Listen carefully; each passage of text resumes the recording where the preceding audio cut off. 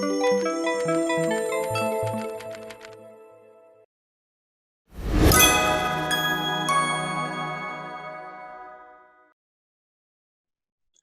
everybody. Adam Parks here with another episode of Receivables Roundtable. Today, I'm here with my friend Altaf, who is joining us from Mumbai. Altaf is with Epicenter Technologies. How you doing today, Altaf? Hi, Adam. Always a pleasure to talk to you. Thank you for having me. You as well. So, for those that are not familiar with kind of you and Epicenter, tell us a little bit about the organization and what you guys do. Sure. Epicenter was started off in 2000. So we've been in the contact center, business task outsourcing space for about 20 years. We started off as primarily a collections shop based out of India, Mumbai, working with companies like Providian Financial, American Express, completely focused on first-party collections, right? Over the last 20 years, we've built very deep competencies in the collections industry, both first party and third party. Pre-2008, almost 90% of our business was first party collections for Fortune 500 companies and banks and credit card companies and such.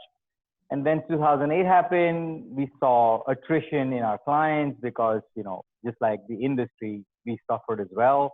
That's when we decided to pivot and start focusing on the other aspects of outsourcing, which is customer service, sales, back office, all the other activities, right? Mm-hmm.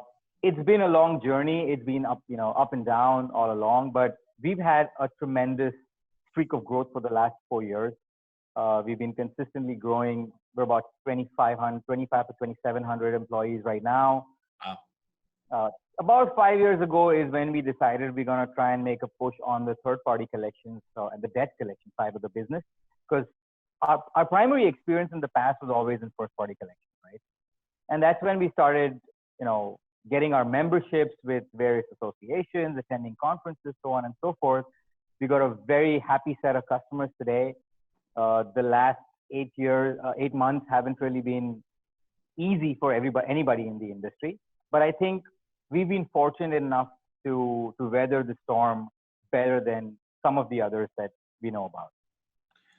Sure. So I know as we kind of talked and we're preparing to do our session today, one of the things that we talked about and that you and I talk about regularly is relationship building and the challenges that you have as an organization coming to do business in the United States.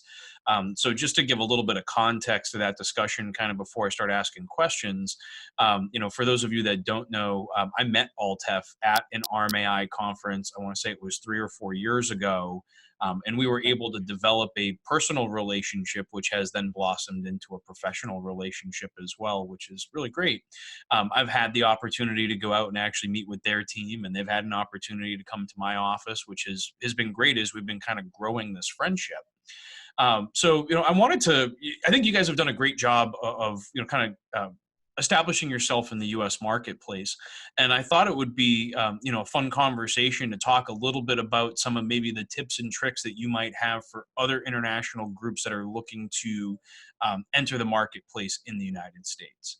So let me kind of kick it off here. You had mentioned the association memberships, and obviously coming from the RMAI organization itself, that's something that I truly believe in. But from your perspective, let's talk a little bit about that. How do you find value and build relationships with people in the United States when you're coming from outside? So, my responsibility, Adam, for Epicenter is primarily on the sales and the, part of the operations. Mm-hmm. And as a sales guy, it's a cliche when we say sales is done by business, or by relationships, and not by any other means, right? So everybody knows relationships are important, mm-hmm.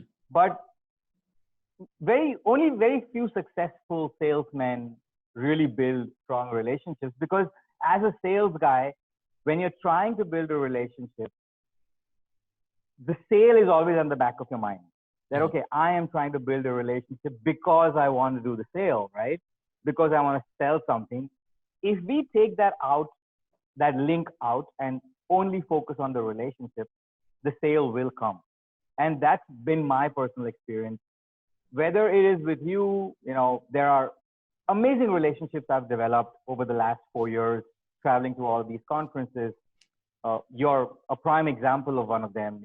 When we started talking, there was no concept of doing business together, right? It's It true. was purely getting to know each other, right? Mhm. And whether it is some of the other members of the RMAI and the ACA conventions that I go to and the relationships that I've built over the years, I know that, those relationships will turn into some sort of a partnership which has a commercial angle, or it might not, but the relationship will help me build business, whether it's direct or indirect. Because sometimes a lot of the business that we get is through referrals from people that I know who refer us to other companies and other prospects who are looking for services, right? So as a sales guy, yes, I agree that relationships are very important, and I know that everybody in the industry agrees, or all the salespeople in the world probably agree that relationships are important. But when you're trying to build a relationship, focus on the relationship and keep the sale out of your mind at that time, you know. And what we try to do over the last 4 years, like I said, right, we had a lot of experience in the first party collections industry. We decided we wanted to make a bigger push in the late stage and the debt collections side of the business. Fortunately for us, being focused in accounts receivable management, it's one of those industries that has a very focused group of people that meet. There are associations that are purely focused on accounts receivable. There are conferences that are purely focused on accounts receivable. And the beauty of the whole thing is that they're not that large that you'd go there and get lost. Mhm. I've been at some conferences for other industries where I'd go there and there are 5,000 people. What are you going to, who do you meet? If you don't have previous relationships with people, it's going to be very difficult for you to, establish any meetings or set up contacts and, network and so on. So yeah, you go ahead and network, but I don't know how many of those networks really work, because, you're meeting somebody for 15 seconds and then you're expecting them to remember you, and that's turning into a relationship. The probability of that happening is probably 5%. Sure. So I think the ARM industry has some great conferences that have just the right scale. They're not too small and they're not humongous that you'd get lost in. RMAI has always been one of my most favorite conferences that I attend in the year. There's of course ACA, there is the conferences that Judy does, the DCS and the CRS. So anybody who's interested in making an entry into the accounts receivable management space, trying to work with collections companies, lenders, so on and so forth, related to collections, the first step should be to sign up with one of these, associations. I highly recommend RMAI. I know you and me are both members of Not, the not, not committee, just because you're but on the that's not membership where it's committee coming. with me. Exactly, but that's not where this is coming from. I Understood. think it truly is a unique group of individuals that are out there to try and help each other. Mhm. Well, it's an So RMAI organization is by great. the members for the Yeah, members, right? So it's a absolutely. volunteer-based organization where the members are all kind of getting together. And I've really enjoyed having your perspective on the membership committee, because you see things from a different direction, right? Like Right. my experience is all, really coming from the United States, and kind of going back to what you were talking about in terms of building the relationships. I couldn't agree more. When you and I first started hanging out, and I'm going to say hanging out because I consider you more of a friend Yeah, than anything else at this point. It right. was kind of some guys that I had met in the hallway at the conference, but we had a couple of conversations, and I had made the statement of, "Hey, if you're ever down in Florida, why don't you come down? I'll show you guys a good time. We'll take you to the Exactly. gun club. Like we'll go have some fun." And I want to say it was You like, didn't even mention go ahead. you didn't even mention gun club. You just said, if you guys are ever down in Florida, why don't you, ring me up and, let's hang out. And to be honest, Adam, it's polite for people to say that. So, and that's a testament to the kind of person you are, Adam. I Honestly, appreciate that. because, you meet a lot of people and people will always say, hey, if you're in my area, in my town, let me know, let's hang out. But you actually came through, and I called you out on that actually. But I wasn't expecting that, okay, a conversation we had at a conference where you offered to hang out when we were in Florida and you actually would come through on that. I wasn't expecting it. It was one of my most memorable days that I remember, meeting somebody which was not related to work. So we weren't discussing business. We weren't discussing anything. We were just hanging out. It was a fabulous day we had. Well, Thank and you so much. it was the same thing in reverse too. So when I was in India back in 2019 and I called you guys and said, "Hey, I just want to come by and say hi. Like, let's just hang out. Like, I want to see that part of India." And you guys took me to everything and anything that there is to do in Mumbai. I mean, I saw so much in like a 3 or 4 day span. I really had a lot of fun with you guys. And still at that point, there really was no business for us to be doing.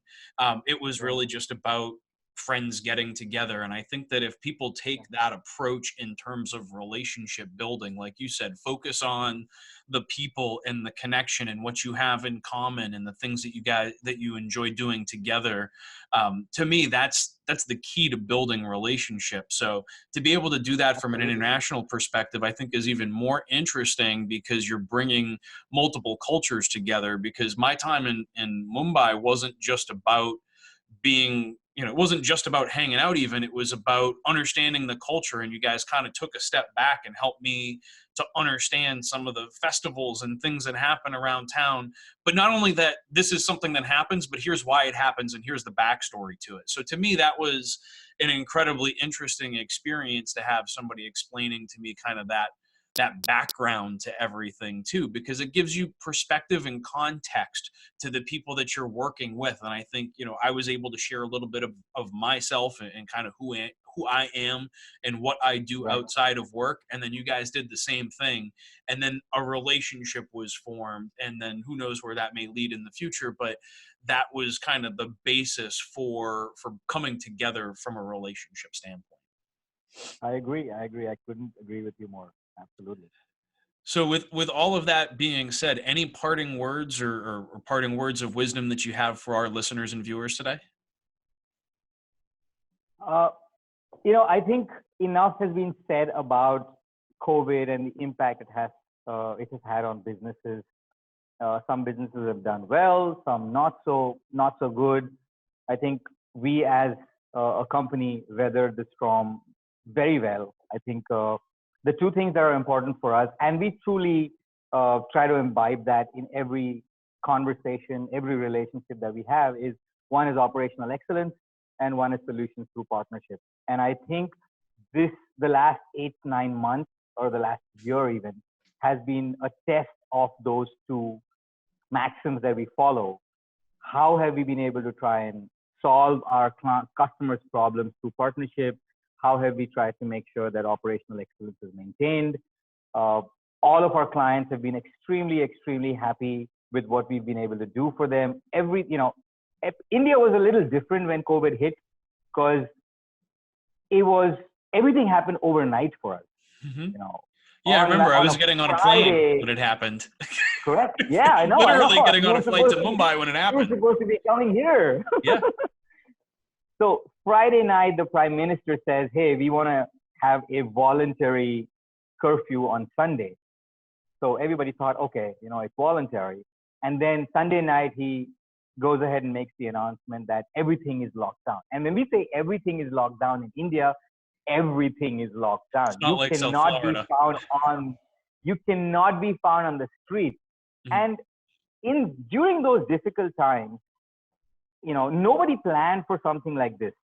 Your disaster recovery plans always talk about, okay, what happens if a site goes down and then you can move business to another site.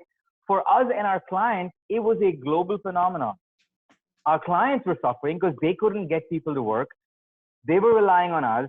We had to make sure we had to get people to work or, get the work done in some way. And the government had already locked everything down. Mhm. We had to turn over a lot of rocks to find the relationship, get some permissions to ship computers to our employees. It took us, I think within 3 days, we had about 35% of our business operational. And in 2 weeks, we had about 85 of all of our clients operational. So I think the clients that we have been very supportive. most outsourcing partners will go out of their way. I know, your viewers are going to have a lot of relationships with, outsourcing companies, and India was very unique. I don't, that's a unique perspective that I'd like them to know about. That, in India, it was, I mean, when I mean lockdown, it was literally lock the doors down because there were cops on the street. If you were found on the street when the lockdown was in effect, you could go to jail. It was that bad. And in that environment, if you had your partners and your vendors still being operational, still trying to figure out how to get computers and peripherals to the employees at home, I think, a lot of companies in India have done a great job in doing that, including us. And I think all of our customers appreciated that. We've had great results over the last 8 months. One of the things that was always always a concern was, how is the productivity going to be when you're working from home? Because, in the office, you have controls. You can have a hawk's eye view on every single employee. Is he taking the number of calls he's supposed to be taking? Is he talking correctly? So, everybody was worried how that's going to transition into the work from home environment. We are very happy with the way our employees have adapted, how the leadership has adapted, how our clients have been supportive of that. We've only seen improvement in productivity or instead of, a reduction. So I think, it was a difficult time. We're all hoping for better times going ahead, with the talks of the vaccine and the implementation of that coming around. I hope, the industry as a whole is going to be stronger at the end of this. I think we've all learned something about our businesses during this time period. I think we've learned a little. I agree that nobody was really prepared for a global pandemic, right? The plan was always, if India is unavailable, then we'll move it to X, Y, or Z. But with X, Y, and Right. Z all under the same situation, it was really a unique time. But I really appreciate you taking the time to come on and talk with us here today. I always enjoy a conversation with you. I feel like I learn a Likewise, little Adam. bit every time we talk, at least a little bit. So for those of you that are watching at home, if you have any questions, feel free to leave a comment below. Altaf and I will be responding to any questions or comments. And then if you have anybody else that you'd like to see us interview or topics that you'd like to see us cover, please feel free to shoot me a direct message or leave a comment below. And we're starting to schedule more of these sessions. So very excited to be bringing these to the industry on a weekly basis and looking forward to the next one. So thanks again, Altaf. I really appreciate your time and hopefully I'll see you again soon. Absolutely. April, I'm coming over for the RMAI conference in April. At least the plans are in place to be there. And, we'll catch up again. And like you said, I echo what you said.